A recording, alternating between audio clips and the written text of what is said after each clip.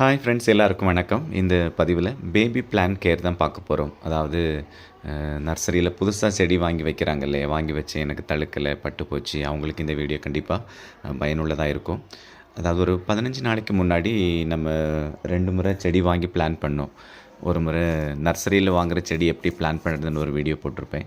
ஆன்லைனில் வாங்குகிற செடி எப்படி பிளான் பண்ணுறது அப்படின்னு சொல்லி அந்த ரெண்டுக்குமே ஒரு ஃபஸ்ட்டு ஃபீடு கொடுக்குறதையும் ஒரு வீடியோ போட்டிருப்பேன், என்ன கொடுத்தேன் அப்படின்னு. இப்போ அந்த 15 நாளைக்கு பிறகு செடியோட க்ரோத் எப்படி இருக்குது, நம்ம என்ன ஃபீட் கொடுத்தோம், என்ன ஸ்ப்ரே பண்ணோம், மருந்து, பூச்சி மருந்து, இனி தொடர்ந்து அடுத்து நல்ல வளர்ச்சி வர்றதுக்கு என்னென்ன கொடுக்கலாம் அப்படின்னு சொல்லி இந்த வீடியோவில் நம்ம பார்க்கலாம். ஸோ வாங்க நம்ம வீடியோக்குள்ளே போகலாம். இந்த இருக்குது பேபி பிளான்ட்ஸ் எப்படி வளர்ந்துருக்குன்னு பாருங்கள்.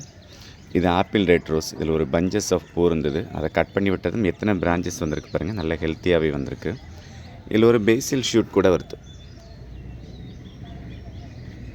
இந்த செடி பார்த்திங்களா, அந்த ஆரஞ்சு கலரில் கொத்தா பூத்திருந்தது, நான் கூட கொஞ்சம் ரொம்ப கீழே தள்ளி இறக்கி கட் பண்ணனே. அது எவ்வளோ கிளைகள் வந்திருக்குது பாருங்கள். கிட்டத்தட்ட இதில் ஒரு 4 கிளைகள் இருக்குது. இதில் 2, இந்த பக்கம். இந்த மாதிரி நம்ம கட் பண்ணும்போது இறக்கி கட் பண்ணி ஃபீட் கொடுக்கும்போது இந்த மாதிரி க்ரோத் வரும். இது ஒரு பன்னீர் ரோஸ் தான். இதுவுமே ஒரு பிளைண்ட் ஷூட் போகுது அப்படின்னு கீழே தள்ளி கட் பண்ணேன். அதில் ஒரு 2 பிரான்ச்சஸ் வந்திருக்கு. இதுக்கு ஃபஸ்ட்டு ஃபீட் என்ன கொடுத்தேன் அப்படின்னு ஒரு வீடியோ போட்டேன். இது வரைக்கும் 2 ஃபீட் கொடுத்துருக்கேன். ஃபஸ்ட்டு ஹியூமிக்கும் எப்சம் சால்ட்டும், செகண்டு ஹியூமிக்கும் ப்ளஸ் என்பிகே 126010. அந்த 2 ஃபீட்லேயே அது இவ்வளோ தூரம் வளர்ந்துருக்கு. ஹார்ட் ஃபீட் ஒன்றும் கொடுக்கலையே அப்படின்னா, ஏற்கனவே மண் கலவையில் நம்ம நிறைய உரம் கலந்து தான் வச்சுருக்கோம். இன்னும் 2 மாதத்துக்கு ஹார்ட் ஃபீட் தேவையில்லை. இந்த என்பிகேவோ, எப்சம் சால்ட்டு, ஹியூமிக், இந்த 3மே நம்ம மாற்றி மாற்றி கொடுத்தாலே போதும். அது போக நம்ம இனி பெஸ்டிசைடு ஸ்ப்ரே பண்ணணும். இது கூட இன்னொரு 6-7 செடி வச்சோம். அதாவது ஆன்லைனில் வாங்குகிற செடி எப்படி ரீபார்ட் பண்ணுறது அப்படின்னு சொல்லி, அது எப்படி வளர்ந்துருக்கு அப்படின்னு பார்க்கலாம். அதுக்கு முன்னாடி இன்னொரு விஷயம் கவனிக்கணும். அதாவது புல் முளைச்சிருக்கு பார்த்திங்களா. இப்போ நம்ம மண் கலவையில் மாட்டு தொழு உரம் சேர்க்குறதுனால செடி வச்ச பிறகு கொஞ்சம் நாளைக்கு இந்த புல் களைகள் எல்லாம் வளர்ந்துக்கிட்டே இருக்கும். நம்ம அதை அப்பப்போ பார்த்து அதை பிடுங்கிட்டே இருக்கணும். நம்ம அதை விட்டுட்டோம் அல்லது டைம் இல்லை, நேரம் இல்லை அப்படின்னு பார்த்தோம் அப்படின்னா, நம்ம செடிக்கு கொடுத்த உரம் சத்து எல்லாமே அந்த புல்லும் களையும் எடுத்துரும், செடி வளராது. அது கொஞ்சம் நம்ம அப்புறம் எவ்வளோ தான் சிரமப்பட்டு உரம் கொடுத்தாலும் அது வீணாக போயிடும். அது மாதிரி அடிப்பாகத்தில் இந்த களைகள், காய்ந்த இலைகள் இல்லாமல் கொஞ்சம் அப்பப்போ அந்த அடிப்பாகத்தை சுத்தமாக வச்சுக்கிட்டோம் அப்படின்னா ஃபங்கஸ் அட்டாக் வராமல் செடிகளை நம்ம பாதுகாக்க முடியும். இந்த இருக்குது. இதுவுமே ப்ரூன் பண்ணி விட்டு ஒரு 15 நாள் ஆச்சு வச்சு.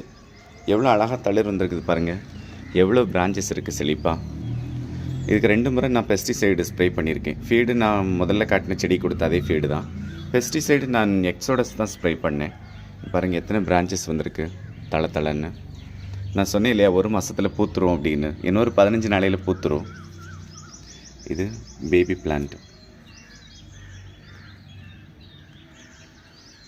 எல்லா செடியிலையும் நியூ க்ரோத் வந்துருச்சு. இது கொஞ்சம் லேட் பிக்கப் ஆனாலும் துளிர் வந்துருச்சு. இங்கே ஒரு செடி இருக்குது.